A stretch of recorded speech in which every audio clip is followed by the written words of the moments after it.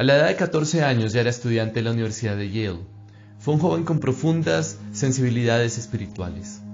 A los 17 años, después de un periodo de angustia, dijo que la santidad le fue revelada como una belleza divina y deslumbrante. Una combinación muy especial entre un alto intelecto y una gran piedad caracterizó toda su vida. Bienvenidos a este resumen de la vida de Jonathan Edwards.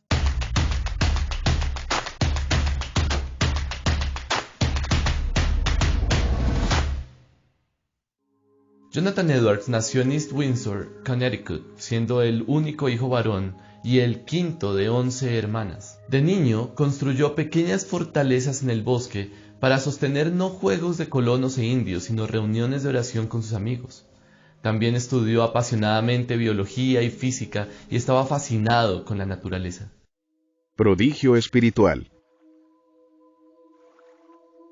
A los 13 años de edad, fue aceptado para ser estudiante de la Universidad de Yale, que entonces se llamaba Escuela Colegiada. Durante su etapa como estudiante se opuso a la tendencia entre los estudiantes de alejarse de la fe puritana de los fundadores de la universidad y correr hacia un racionalismo elitista. Pero nunca se comportó como un fanático.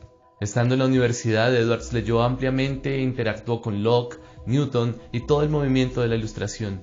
Muchos de sus primeros escritos fueron sobre temas científicos. Llamado al ministerio. En 1729, Edwards empezó oficialmente su ministerio como aprendiz de su abuelo materno, Salomon Stonder, en Northampton durante 2 años antes de convertirse en el único predicador de la iglesia en Northampton, Massachusetts. Cuando tenía 20 años, conoció a Sarah Pierpont, una joven devota que inspiraría la vida espiritual del propio Edwards. El matrimonio de los Edwards resultó profundamente satisfactorio para ambos y eventualmente tuvieron 11 hijos. El predicador sencillo. En 1734, la predicación de Edwards sobre la justificación por la fe provocó un renacimiento espiritual en su iglesia. En diciembre hubo 6 conversiones repentinas. Para la primavera había alrededor de 30 a la semana. No se debió a ninguna estrategia especial, más allá de una predicación ardiente de la palabra de Dios. Un observador escribió: apenas hacía gestos o incluso se movía, y no hacía ningún intento por darle elegancia a su estilo o belleza de sus posturas para satisfacer el gusto y fascinar la imaginación. En cambio, me conmovió con el peso abrumador de su discurso y con una gran intensidad de sus sentimientos. Edwards mantuvo un cuidadoso relato escrito de sus observaciones y las documentó en sus diarios. También sus sermones más efectivos se publicaron posteriormente. Estos escritos se leyeron ampliamente en América e Inglaterra. También ayudaron a alimentar el Gran Despertar unos años más tarde, durante el cual miles fueron conmovidos por la predicación del británico George Whitefield. El Gran Despertar. Whitefield había leído los escritos de Edwards y se propuso visitarlo cuando viajara a las colonias de América. Edwards invitó a Whitefield a predicar en su iglesia. La predicación de Whitefield conmovió profundamente a Edwards, quien lloró durante todo el servicio, junto a una gran parte de la congregación. En 1741, durante el inicio de lo que posteriormente se conocería como el Gran Despertar, Edwards contribuyó quizás con el sermón más famoso de la historia de Estados Unidos: pecadores en las manos de un Dios airado. Este sermón fue predicado en Enfield, Connecticut, en 1741. Aunque este sermón ha sido ampliamente reimpreso como un ejemplo de fuego y azufre, esto no está en consonancia con el estilo de predicación real de Edwards. Edwards no gritó ni habló en voz alta, sino que predicó en voz baja y sencilla.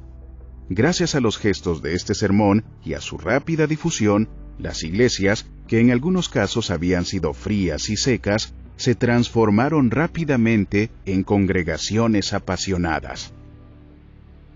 La historia de este sermón y su influencia son más que significativas, así que hablaremos de él en otro video. A pesar de su estilo desapasionado, Edwards insistió en que la verdadera fe está enraizada en el corazón, no en la razón. Defendió las experiencias emocionales del Gran Despertar, especialmente en el Tratado sobre Afectos Religiosos que publicó en 1746, una obra maestra del discernimiento psicológico y espiritual, y en algunos pensamientos sobre el resurgimiento actual de la religión en Nueva Inglaterra, en la que incluyó un relato del despertar espiritual de su esposa. Pero no se puede acusar a Edwards de ser un emocionalista. Todo lo contrario, sus sermones fueron altamente intelectuales y en ellos se tratan temas doctrinales y profundamente teológicos. La emoción era importante para Edwards, pero esa emoción y experiencias no deberían opacar la necesidad de una doctrina recta y un culto racional. Edwards también influyó en la música de la iglesia, en los días en el que el canto de los salmos era casi lo único que se escuchaba en las iglesias congregacionales. Edwards alentó el canto de los nuevos himnos cristianos, especialmente los compuestos por Isaac Watts. Edwards y Wesley. John Wesley nació 3 meses antes que Edwards y vivieron retos similares y compartieron las mismas pasiones. Los dos nunca se conocieron personalmente, pero trabajaron por su Señor en 2 continentes, ayudando juntos a dar nacimiento al movimiento evangélico posterior. Biógrafo inspirador. Entre sus muchos escritos, Edwards puede ser más conocido fuera de los círculos intelectuales por su edición del diario de David Brainerd. El libro registra la labor heroica de este joven misionero entre los indígenas, y que murió de tuberculosis a la edad de 29 años en los brazos de su prometida, una hija de Edwards llamada Jerusha. Este libro impulsó el movimiento de las primeras misiones estadounidenses e inspiró a miles de hombres y mujeres de todo el mundo al trabajo misionero, incluidos William Carey, Henry Martyn, Adoniram Judson y Jim Elliot. Newton y la Biblia. Edwards consideraba que la conversión personal era crítica, por lo que insistió en que solo las personas que habían hecho una profesión de fe y que daban prueba de una experiencia real de conversión podían participar de la Cena del Señor. Esta posición estaba en contra de lo que su abuelo había practicado en la iglesia y desalentó a su congregación, que lo despidió en 1750. Durante los siguientes años, Edwards fue un pastor misionero entre los nativos americanos en Stroudsburg, Massachusetts, y escribió varios tratados teológicos. En ellos argumentó que somos libres de hacer lo que queramos, pero nunca querremos hacer la voluntad de Dios sin una visión de su naturaleza divina, impartida por su Espíritu. Fascinado por la física de Newton e ilustrado por las Escrituras, Edwards creía que la providencia de Dios era literalmente la fuerza vinculante de los átomos, que el universo colapsaría y desaparecería a menos que Dios mantuviera su existencia. Durante toda su vida, Edwards mantuvo su hábito de levantarse a las 4 de la mañana y de estudiar 13 horas al día. El mayor teólogo de América. El Colegio de Nueva Jersey, más tarde Princeton, lo nombró presidente en 1758, pero poco después de su llegada, Edwards murió a causa de una nueva vacuna en contra de la viruela. Edwards tenía 55 años, pero no dejó un legado pequeño.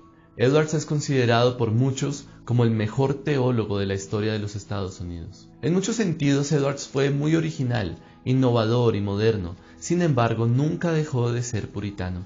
Su interés en los asuntos importantes de la teología y a la vez en los matices más sensibles de la experiencia cristiana nunca fue meramente superficial ni abstracta.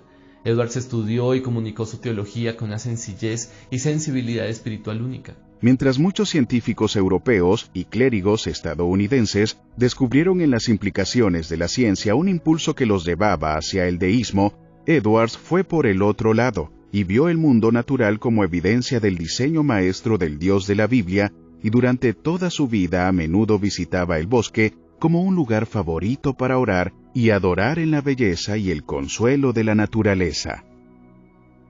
Edwards fue un hijo de los puritanos, hermano de los pensadores de la Ilustración, y a través de su trabajo le otorgó las riquezas del puritanismo al mundo moderno influenciado por los ilustrados. ¿Y tú qué piensas? ¿Qué le hace falta a la iglesia para tener teólogos de la talla de Jonathan Edwards en Latinoamérica?